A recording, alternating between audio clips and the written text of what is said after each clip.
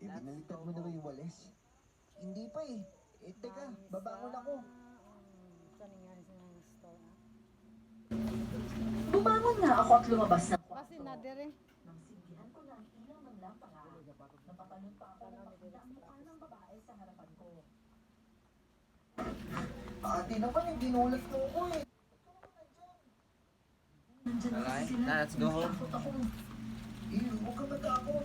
Hindi ka nila makukuha dito. Sandali lang. Papaligtarin ko lang yung walis. Oh, ayan na. Hindi na makakapasok yung mga yan dito. Sige na ate, balik ka na sa kwarto. Matulog ka na doon. Tingin-tingin sa salamin. Ayoko. Matatakot ako dun eh.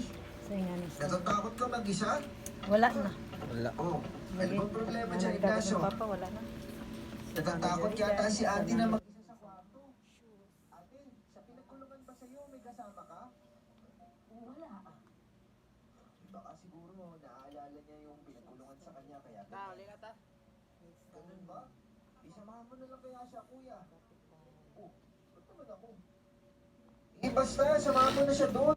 Siguro ayos lang naman sa kanya na may katabi sa higaan. Ate, gusto mo bang katabi yung kuya ko sa higaan? Oo, sige. Oh, kuya, sige daw. Doon ka na. Yung mga alulong ng mga aso noon ay talagang naging agresibo. Napakapit naman ang babae na nagpakilala sa amin na si Ate Heraya sa kuya ko. Inintindi na lang namin siya. Pero ako, dahil sa nakikitang reaksyon ng kapatid ko, hindi ko maiwasang mapangisi sa kanya.